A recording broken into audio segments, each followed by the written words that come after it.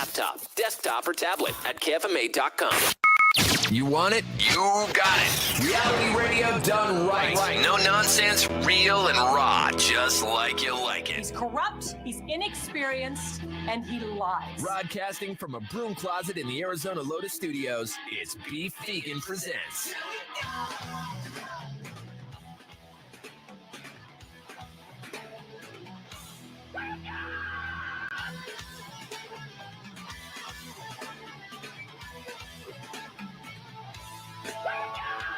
Yo, welcome back to the show. It's Beef Vegan Presents live from Rock 102.1 KFMA, streaming worldwide at KFMA.com on this beautiful Monday, October 23rd. Good morning, Weirdo. Good morning. And good morning, Tucson. Thank you guys for tuning in to the show today and this week. We got a lot of things lined up this week as we're counting down to Halloween. Later on the podcast broadcast, my good buddy Dan E.T. is going to be joining us. He is a fantastic musician who just released some solo material, but he's also been like the hired gun secret weapon of Arizona artists and some national artists actually for quite some time. If you wanted to make your song instantly better, you included Dan or Danny, as I know him, on the track. Nice. Multi-instrumentalist and just a wild character. The guy is super fun. He's out there in all the best ways. He's currently on tour.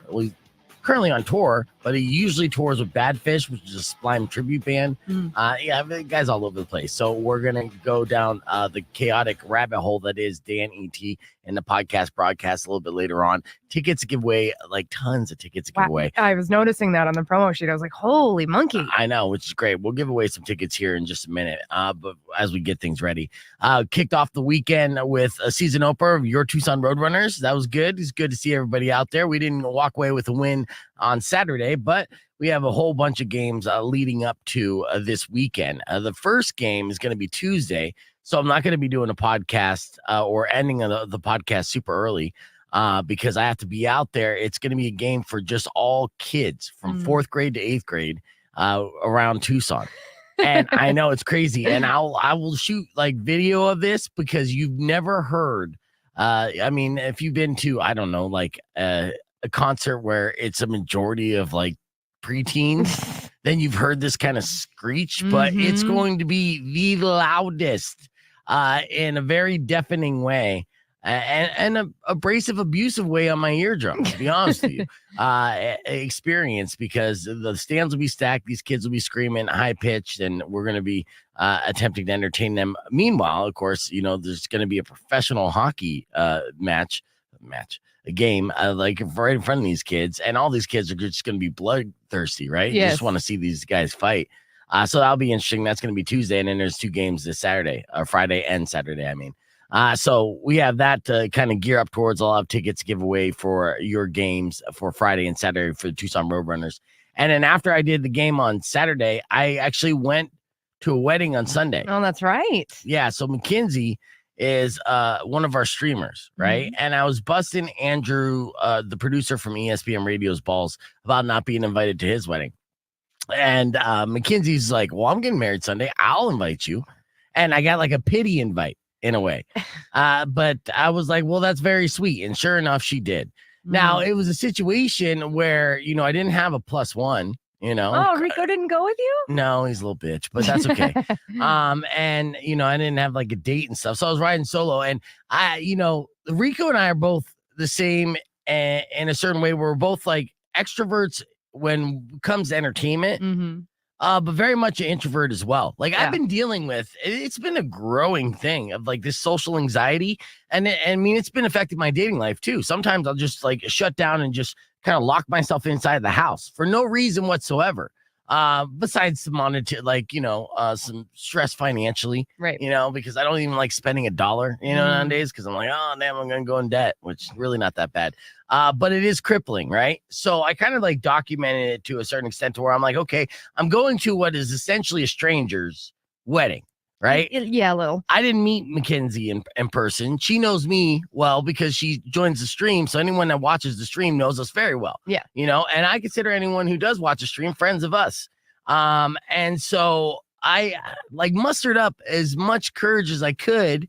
And I knew nothing bad would happen. I knew it would still be a pleasurable experience. Right. Right. But there's still a part of me that just like Nope. Go home and just play a video game or, just take a nap, or whatever. Do anything but what you're obligated to do. And it's a weird battle that I deal with because, again, my entire life, I get up in front of people, hundreds and thousands of people, depending on the occasion. And of course, I sit down behind this mic each and every morning and I open up and I hold nothing back.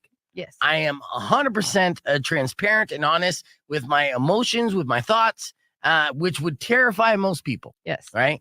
Now, I could do all that on a regular basis, but then the simplest things is like going to like an amusement park, right? Yeah. Terrifies the F out of me. Yeah. I'm one of those people where I'm like, yes, put me in front of a couple hundred people and I will try to be funny and entertaining. Put me in front of like 2 and I'm just like, can I go home now?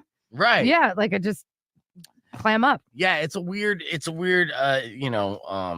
just weird thing to kind of go through continuously. And it's something I'm trying to overcome. So I did suck it up, manned up, if you will, which I don't know if that's a phrase that you could still say.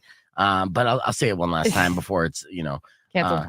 Before it's completely canceled. So I manned up and I went to the wedding and I actually, the wedding was at Valley of the Moon. Have you heard of this place? Yes. This place is amazing. Yeah. Now, Valley of the Moon is it's such an anomaly and it's so Tucson in so many ways because it's a property that has been around for 100 years. Yes, at their anniversary this year. Yes. So it is their centennial year. And, it's in the middle of a neighborhood, but of course that neighborhood wasn't there when it started 100 years ago. And it was created by a man that they referred to as the Mountain Gnome.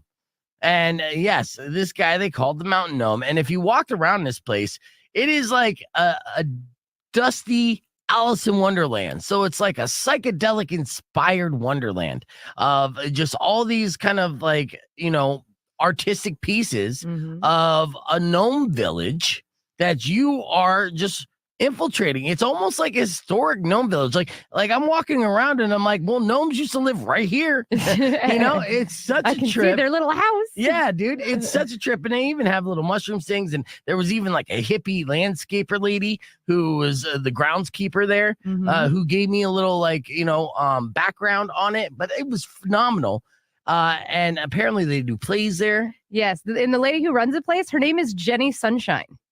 Appropriately. So psychedelic, dude. I mean, honestly, I'm like, have you guys done raves here? Or like, what kind of fun do you have in this playground? Because I'm immediately like thinking, I want to throw like a mini festival here. Yeah. Unfortunately, since it's a affluent area, right? It's a nice neighborhood and they have nice houses around it. But since they do have nice houses around it, they have people who, make 6 figures who feel like they're king of the mountain and they're basically Karens, right? Who don't like noise. And it's like, dude, don't move next to a gnome sanctuary if you don't want like party noise, right? Exactly. But yeah, so they don't do that necessarily, but they do plays on, regularly.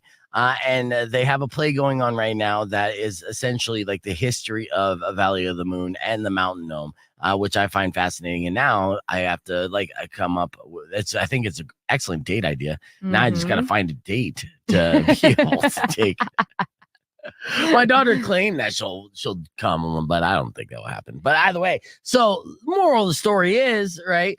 I could have stayed home and not known of this treasure that's in our own backyard. But instead, I bit the bullet. I manned up. My balls grew 3 times the size. And I dragged him into the Valley of the Moon and had a fantastic experience. So thank you, Mackenzie, for inviting me to your wedding. Let's get this show started. We got your Morning Moron coming up after Giovanni and the Hired Guns and so many tickets. I'll tell you what you could win next on Beef Vegan Presents. So keep it.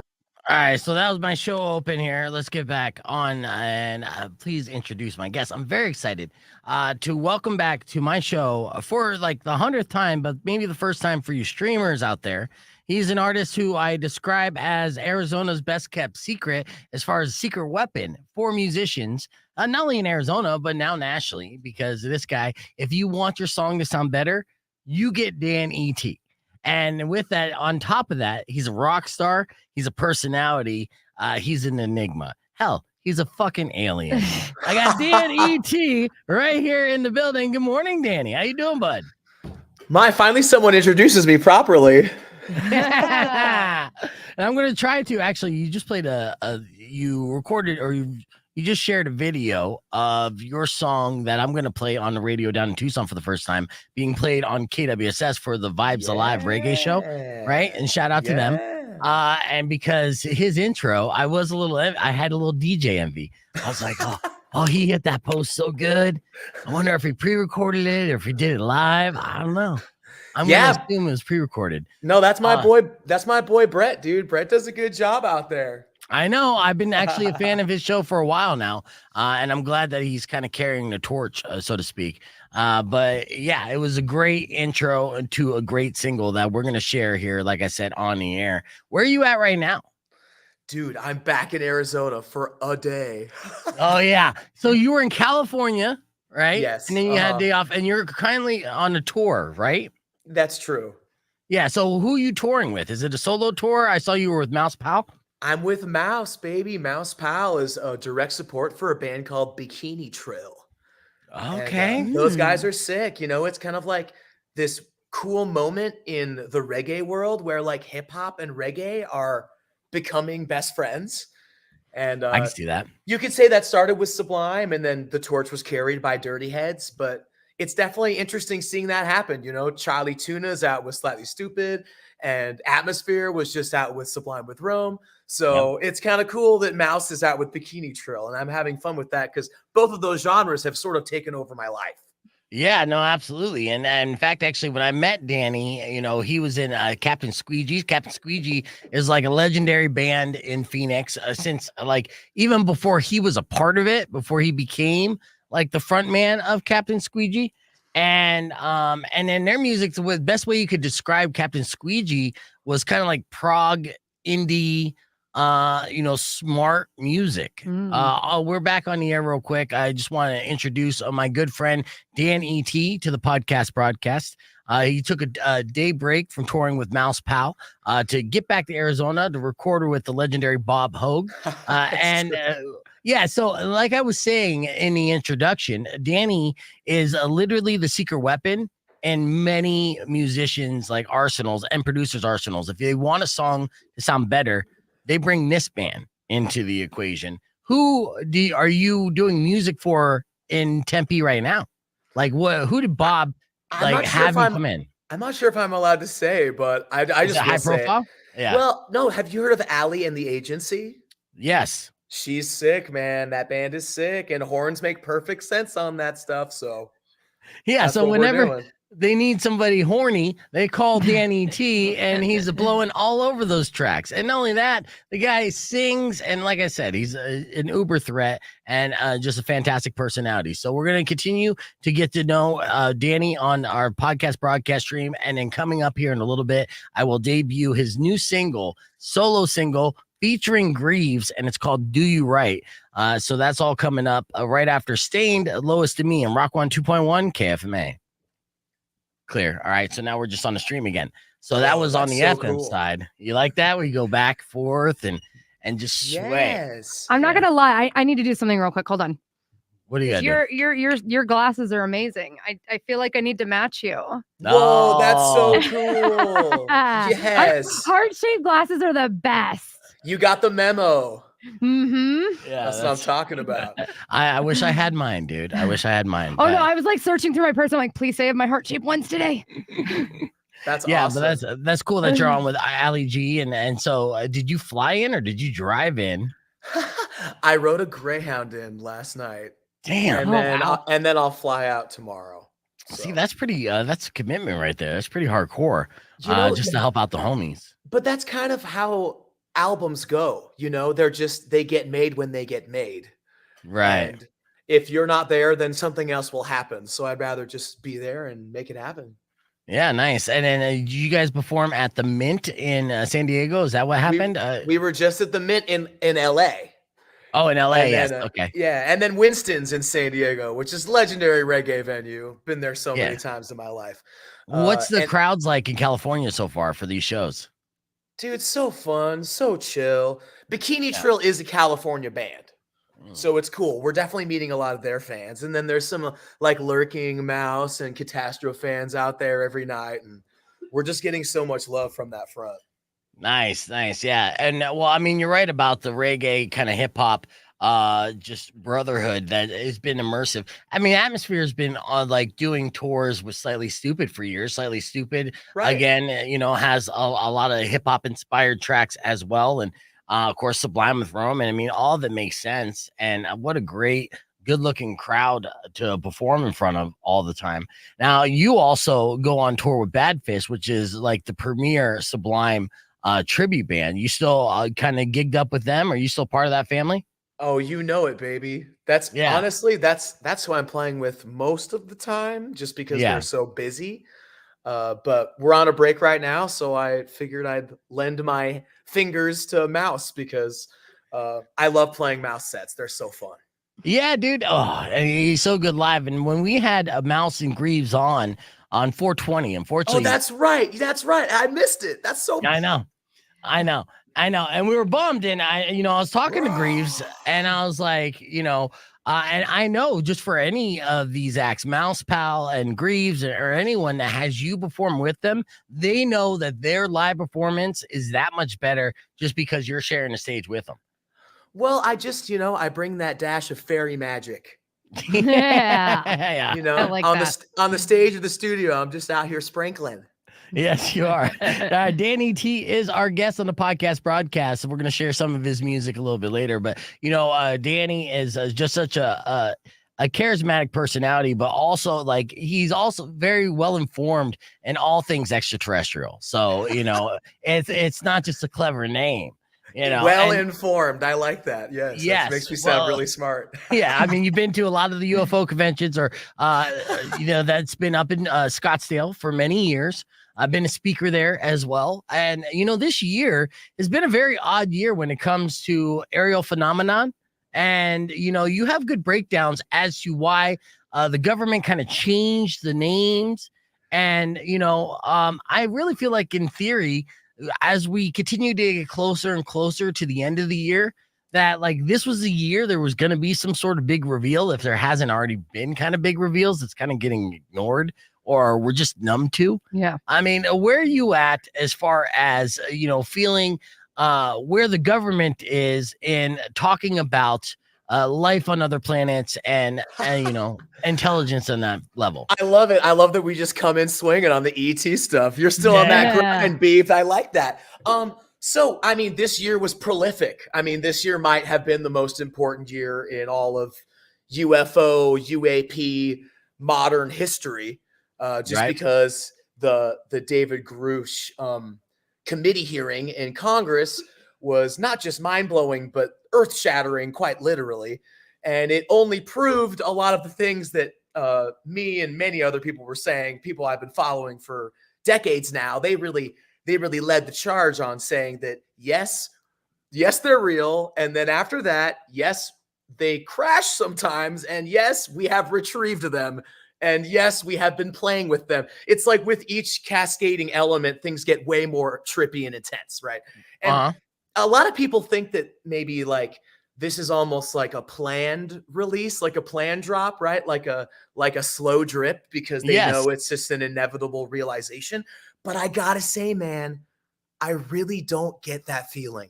I really get the feeling like they were forced, their hand was forced by who other than Tom DeLonge, my boy from Blink-182, who's back in Blink now. Oh my God, his story just gets me giddy because he left the band to pursue this UFO phenomena, trying to get the word out and trying to get down to the bottom of things.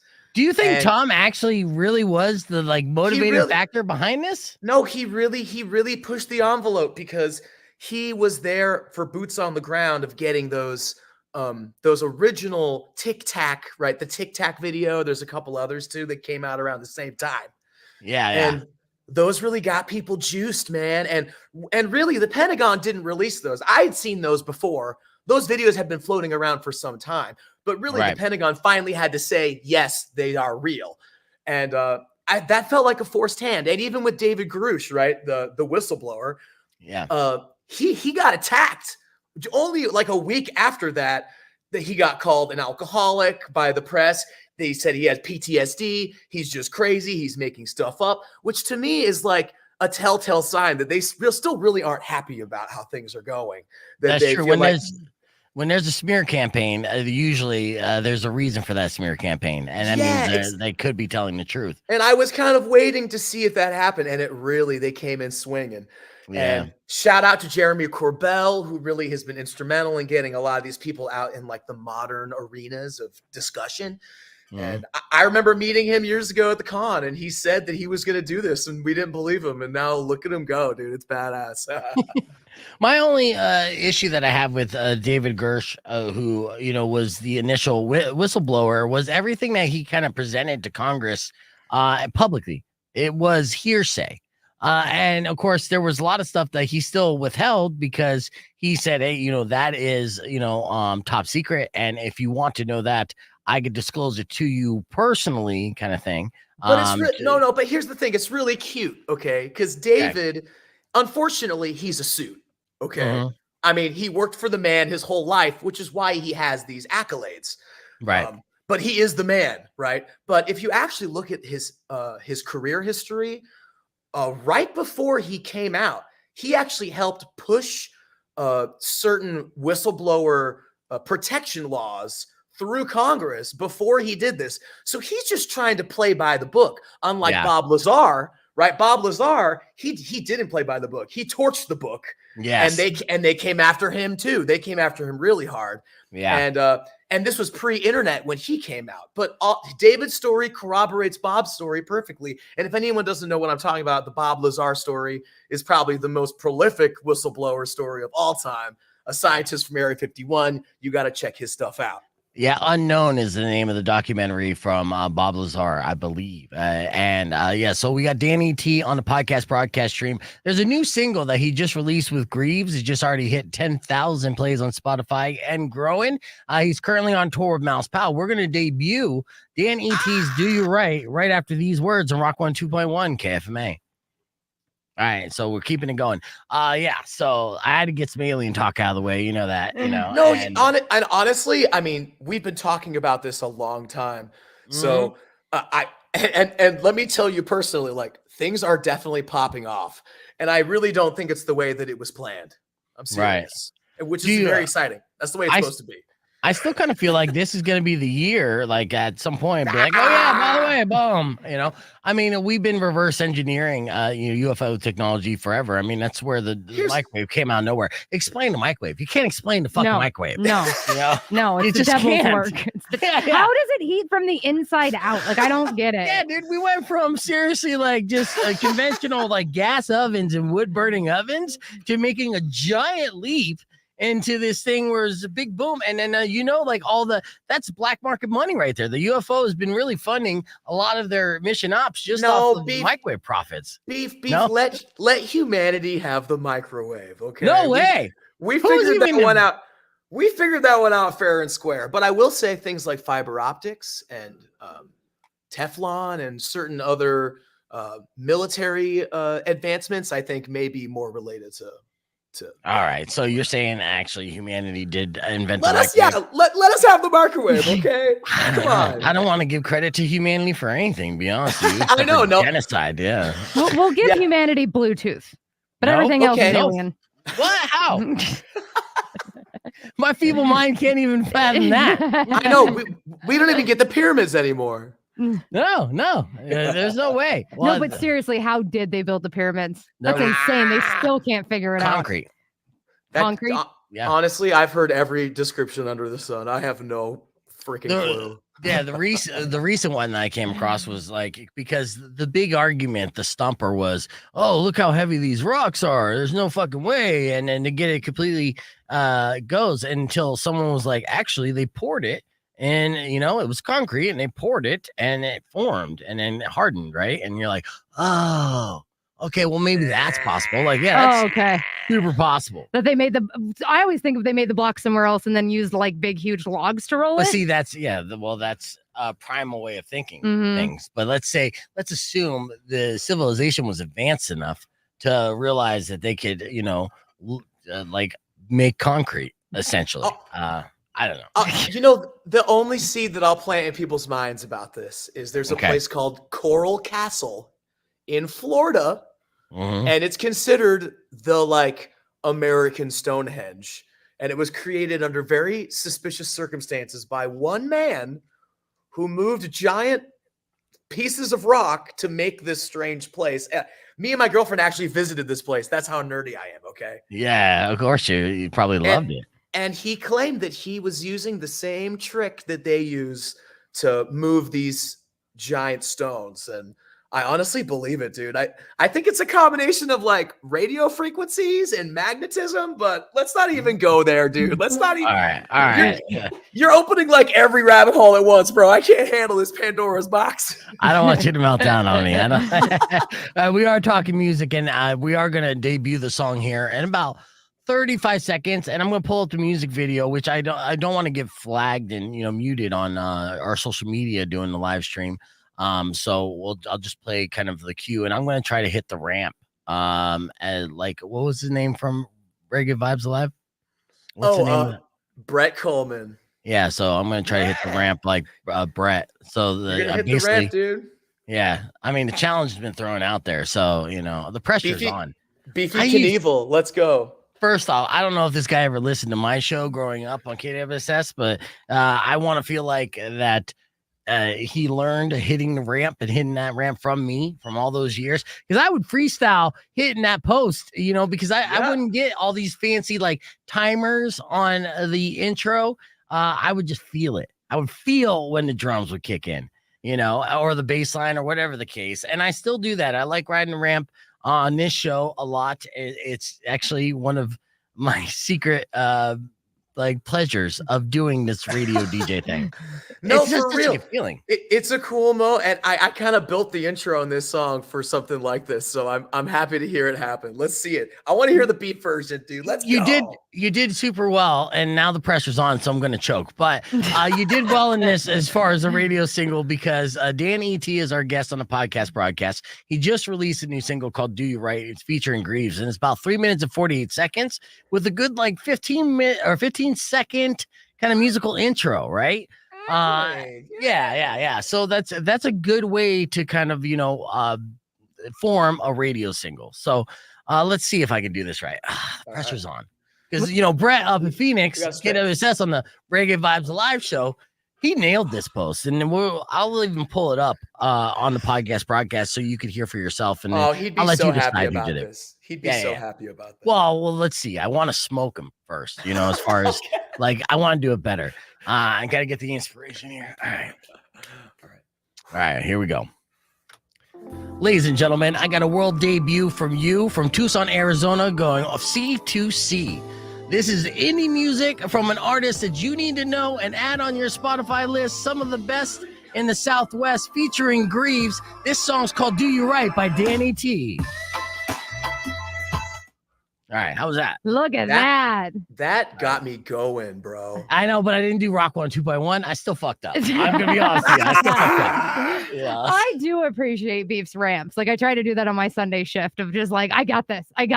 That's fun. Well, as far as radio DJing, that's what you want to kind of master. And then when you get it down right, you're good. It makes you feel like a grown-up, big adult DJ. It really does. Yes. Yes. And it's just so nice to play this song for the people, Beef. I really think it's like a cool extension of all the music I've been making ever since you've known me. Yeah, and well, when I met Danny before with Captain Squeegee, and I would get on Danny a little bit because he was with a group of musicians who were so intelligent when it came to music, right? That some of the stuff was so well put together, it was too smart, if that makes sense. There was a lot of arrangements where you're the average novice listener, it's gonna go over their head, So these musical arrangements is just beautiful chaos, but not catchy, really, I make music professionally for all kinds of people and reasons. So for so long, Captain Squeegee was almost like my art project. You know what I mean? Where I could kind of where we could do all the things that aren't normally requested from a musician. But now that I did that was a good time, and I still plan to sneak out little Squeegee songs here and there. But it's been really fun to finally just take all the puzzle pieces I've picked up by working with all these bands and on tour and in the studio, and just piecing together like whatever the coolest like smorgasbord of sounds that I can. And I feel like this song is definitely that. And it's catchy, just for you, Beef.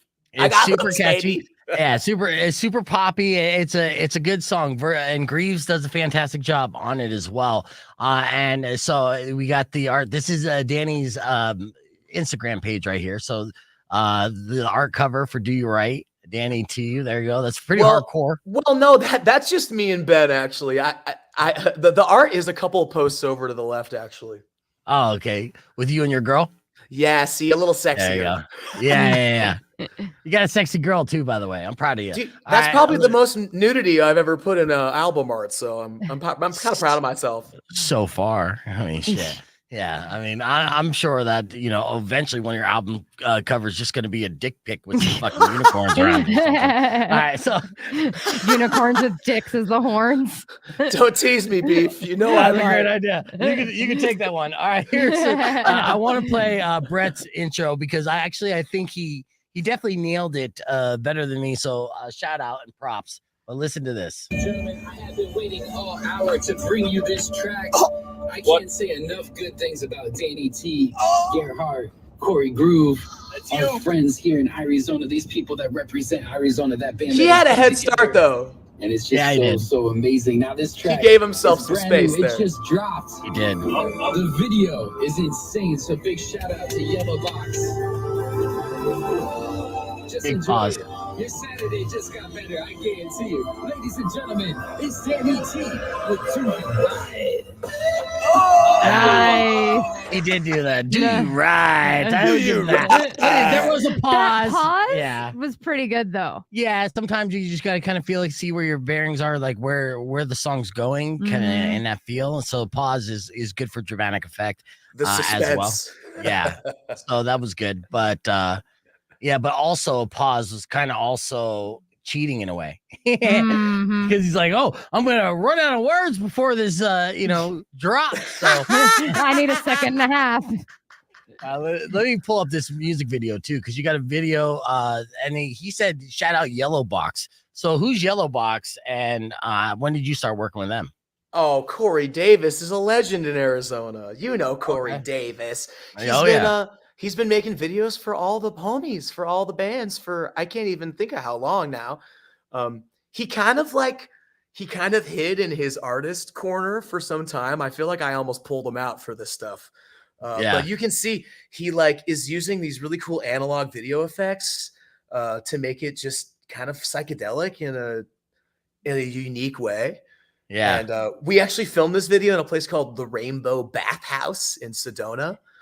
This is an actual place in Sedona, huh? Yeah. It's like an art space created by this artist named Marina Feeney, and she does cool stuff for Meow Wolf, and she does stuff all over the world. Really, she makes a lot of that plexiglass art you see hanging. Yeah, Nice. Yeah, and of course you got beautiful girls in there. Shout out Corey Groove. I see Corey Groove up in there. So Dude, Corey Groove is back, baby. Me and him really teamed up on a lot of this stuff, which I think is a really cool and interesting spin on my music, because he really brings the groove. And I feel like you were saying in Squeegee, I sort of danced around the groove for so long that now we're sinking in. We're like leaning into it.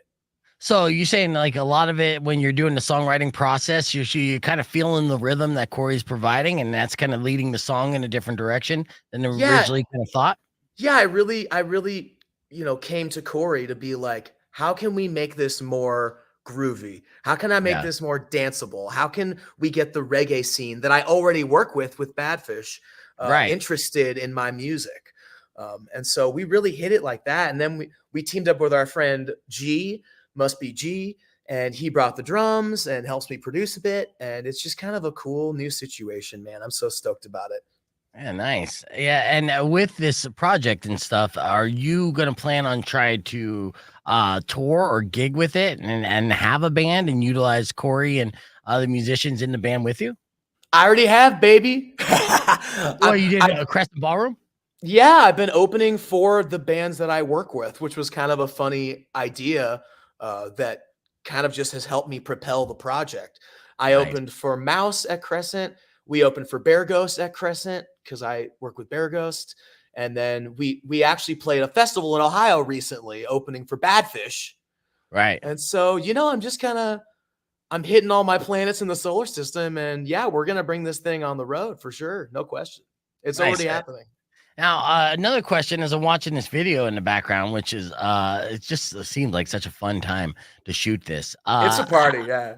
Yeah. So That's cool. afterwards, did you guys immediately eat mushrooms and start having an orgy? Because that's what I'm feeling like. Yeah. Did that happen? Did a psychedelic mushroom orgy break out?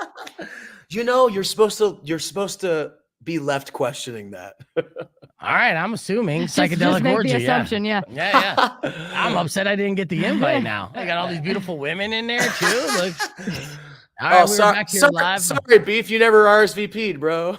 I know I didn't get that secret invite, but next time we were just watching Danny T's music video for the single that I just played on Rock 1 2.1 KFMA called "Do You Right," which is a beautiful music video, super psychedelic. A lot of beautiful women in there. It looks like just a party. It's super fun. Of course, that's featuring Greaves. Now, that's just one of the artists that Danny has worked with over the years, Greaves.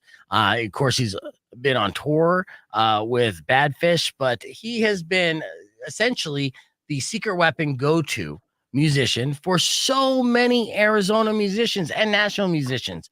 So, you know me, Weirdo, I'd like to play games. I just want to see, I'm going to put together a 60-second timer here on the clock, and I want to see, I want you to name all the different bands and artists that you have done music with and for. Okay, you think you can do that mentally? You can put that list together. All right, sure. So, let's just start firing it off. You tell me when. Yeah, you know what? You did even speed this up. I'm gonna give you a 30-second timer. Yeah. All right. See, do you think first and foremost, Danny T, do you think that you could name all the artists that you have worked with on record within 30 seconds? No way. We'll try. All right. It's not even possible. Let's see. Try to fire it out, spitfire like Twista. All right. So here we go. And 3, 2, 1, go. Fayuca. Authority Zero. Gotta go faster. The Irie. Captain Squeegee. Harper and the Moths. Okay. Allie and the Agency. Oh god, this is actually really stressful. Hurry up. I'm kind of panicking. Sun-dried vibes. Babe, help me. Oh! You 7. failed. You failed. I know there's so many more than that too, Danny. I could mention. I mean, hell, the Hourglass Cats. Yes. Scattered Melodies. Yeah. Oh god. You ran out of time. Now you can't even give them shout outs. So I have to send out a mass email to the 50 other bands you didn't mention and apologize that they didn't get the shout out on the air, Danny. No. Hold on. You know what? I should have cheated. Yeah. Why? Do you have it on a Google Doc sheet? No, I have my little Danny T radio. Oh yeah, you have a bio actually. I could have looked at that as like. No, here we go. Banana Gun. Mouse Pal, Dan G, Comptolo, Danger Paul, Torn at the Seam, The Veragroove, Extra Crispy, Halocene. Roger Klein, the Peacemakers. Roger Klein, the Peacemaker. Wow. Bruh. Dude, Yeah. let's I know there's more, but let's just call it there. That's pretty good. Yeah. It is pretty solid. Like Yeah. I said, What'd you say, baby? go-to. Huh? Oh, yeah, Bear Ghost. All right, you said that guy. Yeah. We mentioned Bear Ghost almost right off the bat. Bear Ghost is a fantastic band. You guys got to check them out as well. Let's keep the conversation moving on the podcast broadcast. We got more coming up next on Rock 1 2.1 KFMA, so don't go away. You know, I do this. I've been doing this all morning long for whatever reason. I'm just like, like I go high and low. I'm just all on my tones, you know. I'll be like, you're listening to Rock 1 2.1 KFMA. I don't know why I'm doing that, but I'm doing it. I think it's cool. You're like Batman. You're like Bruce Wayne Batman kept thing happening. I'm like Joker and Batman, all in the same. Which Danny and I actually We used did a live to read do back that. in the day. Yeah. Wow. Mhm. So I as a believe- radio bit, because he did a fantastic Mark Hamill Joker, so we pulled up a script from Batman, and then I was Batman and he was Joker. We did this on the radio. We could do this stuff because it's non-com. And ratings didn't matter. So we're just like, let's fuck around, man. This is gonna be fun. So we loved it, and I'm sure some people loved it too. And your name was Fat Man, which I thought was that's pretty funny.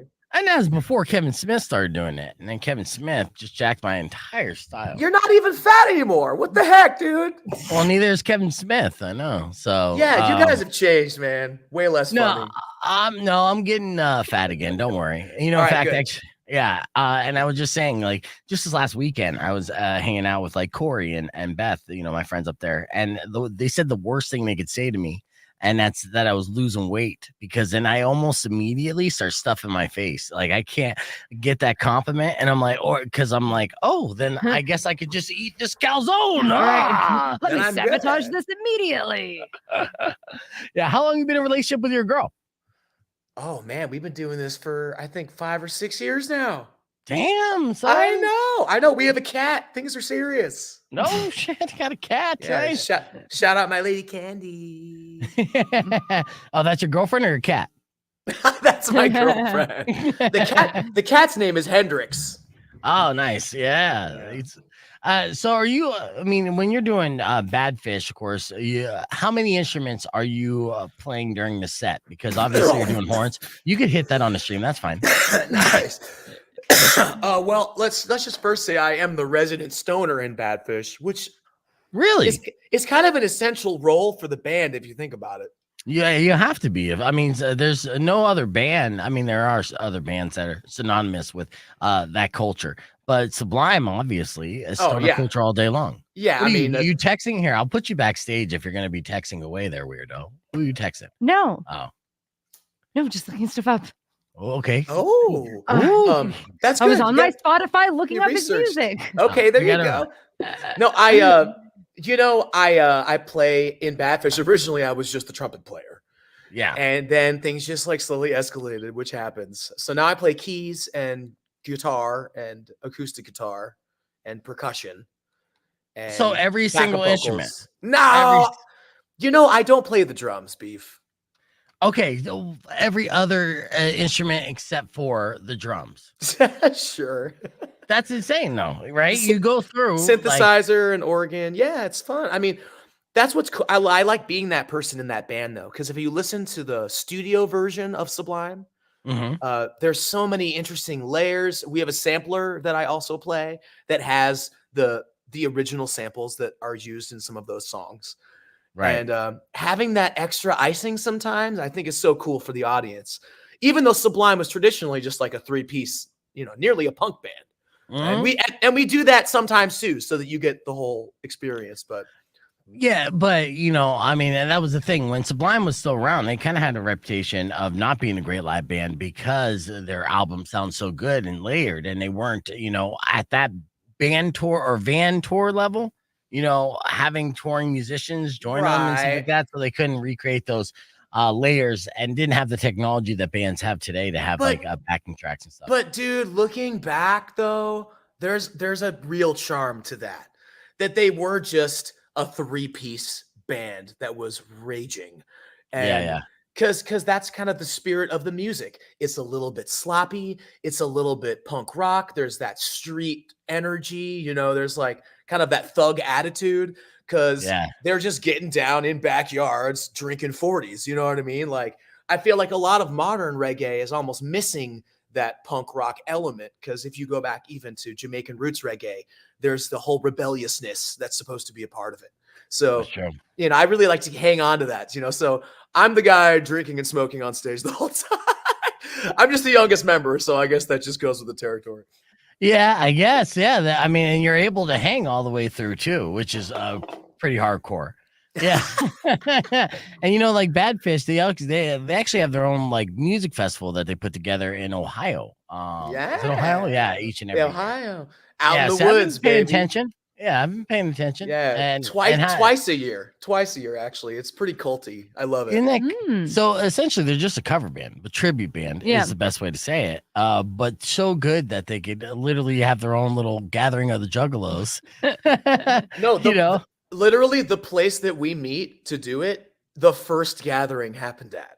yeah, see, Yeah, in and- Ohio, yeah. And you can still see little hatchet mans on some of the vendors and stuff because it's pretty cool actually. I'm here for it.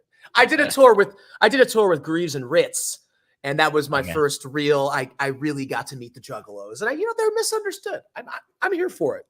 Yeah, no, we were just talking about that the other day, actually, Mhm. with Rico. And were you on the show when we were talking about that? So, Yeah. yeah, there was an interview that I saw from a colleague with Violent J and talking about just the fans of ICP, and he kind of fucked up by calling them white trash, and it was offensive. And yeah, and he said they're a special kind of white trash. And Violent J's like, what the fuck do you say? You know? Right. And he's like, no, I'm white trash too. You know, like my uncles, they do meth and ride motorcycles. So that's how I try to save him. Yeah. But- How Violent J didn't knock him out is a mystery. yeah. Well, he has a lot of followers on YouTube, so that's why he's trying to save face. But yeah, to be on a tour, it's so interesting. So I mean, it's just the kind of white hip hop scene then, because I don't look at Greaves as like a juggalo by any means, or even Ritz. No. Well, and Ritz, I think he just worked with Tech Nine for a long time, and he Yeah. did the gathering quite a few times. And so I think Yeah. you just sort of attract, the squad when you do those things. And, I think I got to say the one thing, they buy merch, dude. They are true fans. Yeah, they do. And that means a lot when you're on the road. So regardless of like where you're come from or what you're into, I just have a lot of respect for that. Yeah, dude, you're not wrong about that. I mean, their fan base has been good enough to essentially make ICP an independent band for their entire run, basically. They will buy. and They be will very buy one of successful. everything. They will buy one of everything at the table.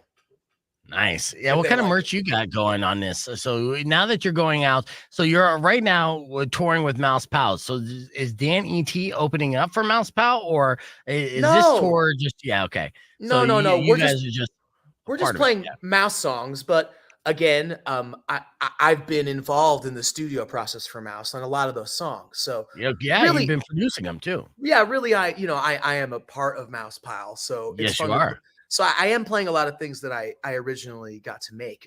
But also we just released that record all together, the Why Not album with Greaves and Mouse, which I think that's why you had the homies on, right? I did. And they were performing down here on 420. But yeah, I really enjoyed that EP as well. And we were giving you your flowers when I was talking to them as well, because your influence was all over that. And it feels like all in the family. And Mouse even lets me put my shirts on the merch table, dude, which is really cute of him.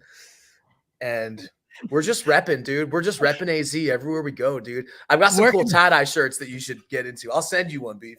All right. I don't know if I could pull off tie dye. I'm gonna I be guess honest. you're not a tie-dye guy. I just realized Uh, that. Yeah, I'm just not a tie dye guy. I don't know if I've ever rocked tie. I think it's gonna be the right colors. I've got a black shirt all too. the colors. I've got fair enough. No, I've got a black shirt with a Okay. with a flying saucer on it. I got you covered, dog. There you go. There it is. That's the one. That's exactly what I need. First off, it's got to be slimming, and it's got to be out of this world, and that's the combination I'm looking for. Because of flying sauce. That's just, I just love you. So that's all I have to say. Nose told you so hard on that. I know. I've been telling bad jokes like that all day. In fact, actually, let me share some of my worst jokes of the day with you. Let's see, because I did record a few of them. Like, say, we'll start off with this one. Britney Spears joke. Britney Spears just said that she takes photos of herself nude or in new dresses as an act of freedom. So my question to you, weirdo, is why are you so imprisoned?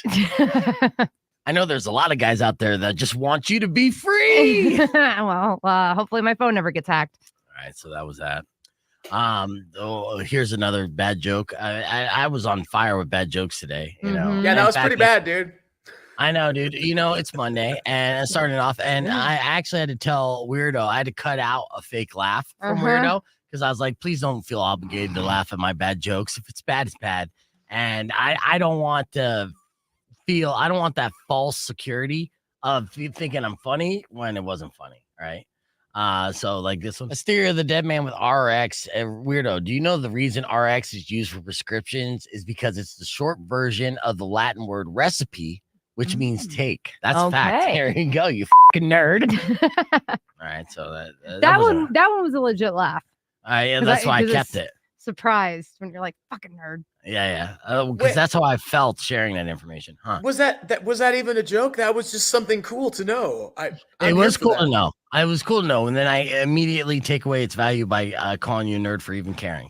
So let's see what else on my Monday. All right, we just had a winner for those Dia de las Luchas tickets, but Cody actually is going to be out of town that weekend because it is. Oh, no, that's a different thing. Okay, this was my John Stamos Tony Danza joke, and you could already see where I'm going to go with this.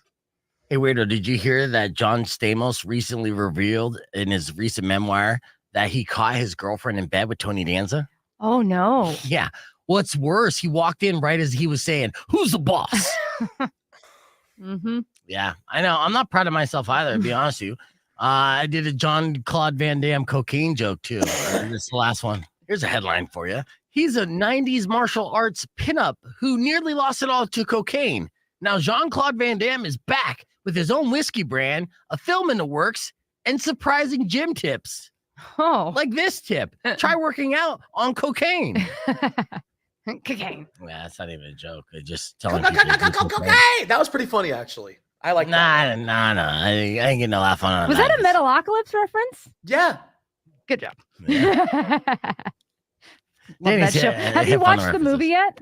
Thank God I'm funny. I mean, good God. That's why I had you.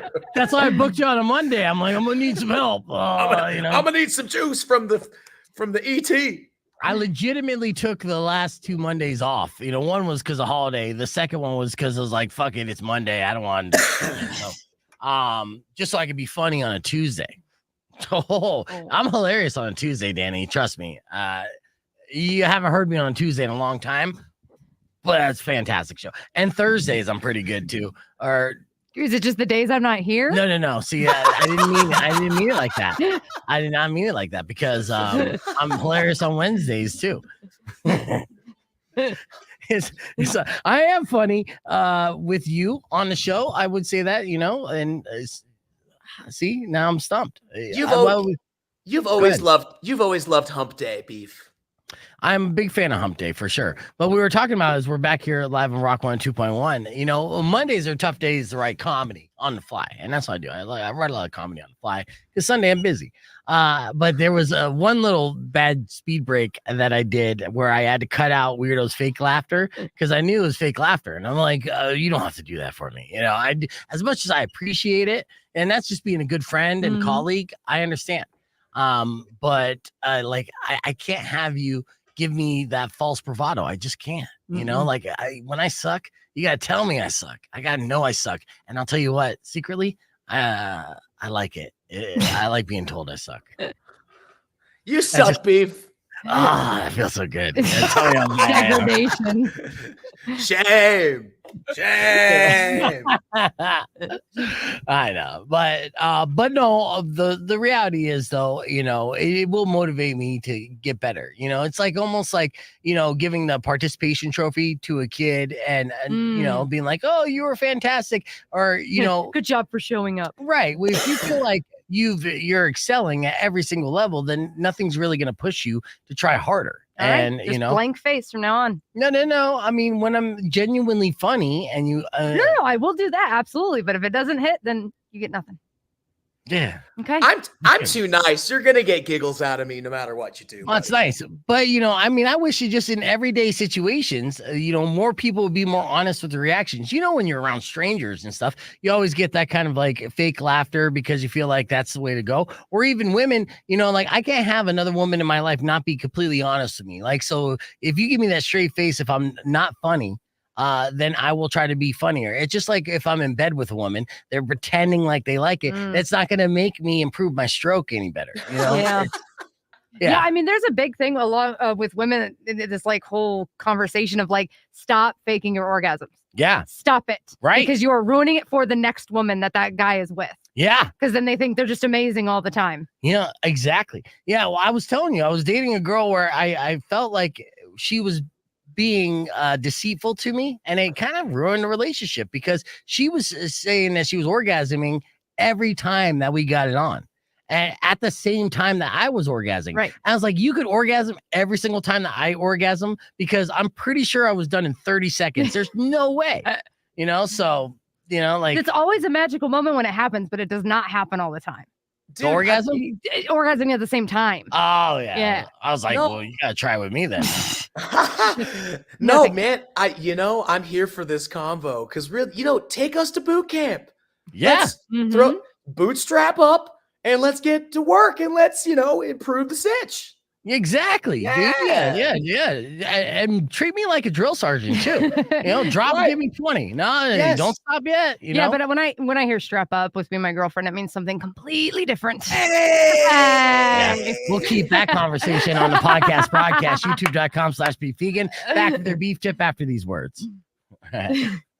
She ain't lying. But No. I did actually suggest to her, I was like, hey, if she's doing the strap on thing, you need to blow her while she's wearing a strap on. You got to give her that power. Which I don't feel like you did. I don't know if you did or not. Have not done it yet, but she's definitely interested. Like Danny, as a guy, right? And tell me I'm not alone here. Getting head is a very powerful experience. You feel like king of the mountain. It's an age-old experience. And you need to give that to your girlfriend, that will. feeling. And it's something that you only know as a guy. I mean, I understand guys go down on you too. I don't feel like it's the same power dynamic. Probably not. Yeah. I just think it's cool that, we're using technology. That's true. Have you had a threesome with a sex doll yet? Whoa, that doesn't count, dude. So doesn't count. It's almost to the point where it counts. I just lost a couple streamers on that. You keep telling yourself that, Beef. Yeah, I'm telling you. Because the technology of where we're at and how they continue to advance these sex dolls and the lifelikeness, and also utilizing AI and the sex dolls, which are doing it's going to be Cherry 2000 here soon. Oh, but okay, but if it is AI and it's a three-way situation, how realistic do they want it? Where suddenly the doll gets jealous and tries to storm out of the room. It's like, hey, I need you to pick me up and take me out of this room. Dude, I've seen this Black Mirror episode. Don't take me there. It only ends with murder. No. It's so close. It's so close. It really is. We don't even have time to get into AI, bro. Have you utilized any AI? Have you played with it at all? No, of course not. You know You're a me. genuine artist. No, and I'm also very just pro-human, just because I know the AI is going to take over no matter what. So we might as well push it out as far as possible. Yeah, who was there was a sports analyst this weekend that I saw somewhere where they were complaining that the ref got the call wrong, and they're like, when are we just gonna utilize AI to do this for us? Because the human error factor is messing up the game of football fighting. The problem is just the morality factor, right? Which is that humans make robots and humans are evil sometimes. So we probably shouldn't give them the keys to that door because we all know what happened with nuclear technology and other things like this same situation. And I just I feel like it's going to start first with the rise of the sex dolls. And then that's how they get the first wave of murder in. And then that's after how I that, want to go out. That's awesome. Nah, Because I'm a big believer in anything apocalyptic. Take me out in the first wave. I don't want to survive it. So if it is by an army of sex dolls, yes. I'd like to see the encore of the apocalypse before I'm taken out. There are worse ways to go, I suppose. Yeah, I think that's funny though, because I immediately imagine an army of sex dolls, busty sex dolls, all just marching. They got their ARs and they're topless. Yeah. No, you're not going to be carrying that's guns. The guns will be in the boobs. Oh, yeah. Fembots. I'll be shot in the eyes because that's exactly where I'll be staring at. Boom, laser focused. Yeah. So, I mean, that'd be an interesting war to watch. I mean, war's been far uglier. Yeah. Beef, let's be honest. You're definitely going to die in the first wave of sex robot killers. I know.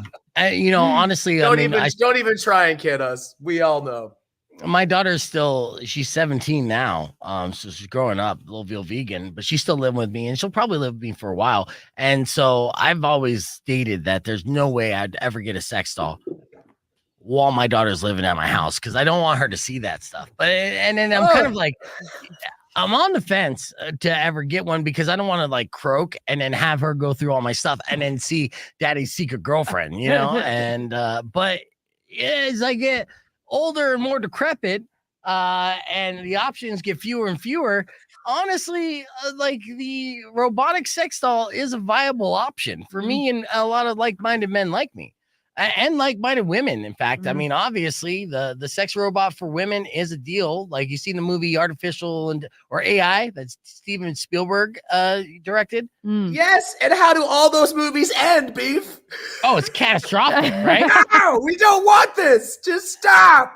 Stop now. There's a popular saying, if you're gonna go out with a bang, and I thought that incorporates, and works well in the sex robot discussion. A bang and an explosion. Yeah. I know. I know. Sex doll just catches fire and burns the house down. Look, dude. I'm not inventing. I'm not investing. I'm just stating the inevitable. That there is going to be a whole slew. And now we have it's very problematic in society with incel culture. These are guys who are frustrated because of unfair beauty standards and they just inability to talk to women for whatever reason. And it drives them insane. I know.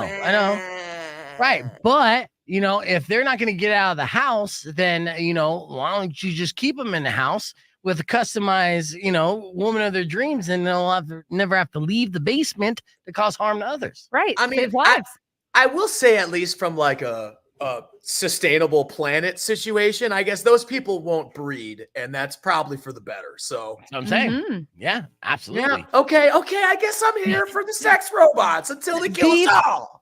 Beef tip of the day: get your fellow incel a sex doll and save lives. Absolutely. Save the world $1 at a time. Yeah, and Manny wrote on the stream, spread cheeks, not hate. And on that note, I guess we'll wrap up the show.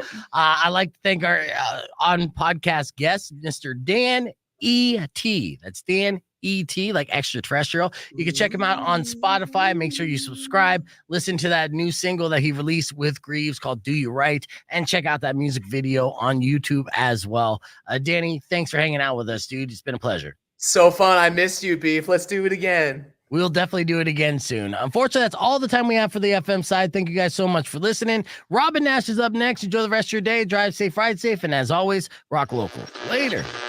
When you same outro. Nostalgia. Will come and Stay on. We'll wrap do things all up your with you grief. off the air. But thank you guys for watching. If you've been mean or kind of bad, I will knock out all your teeth.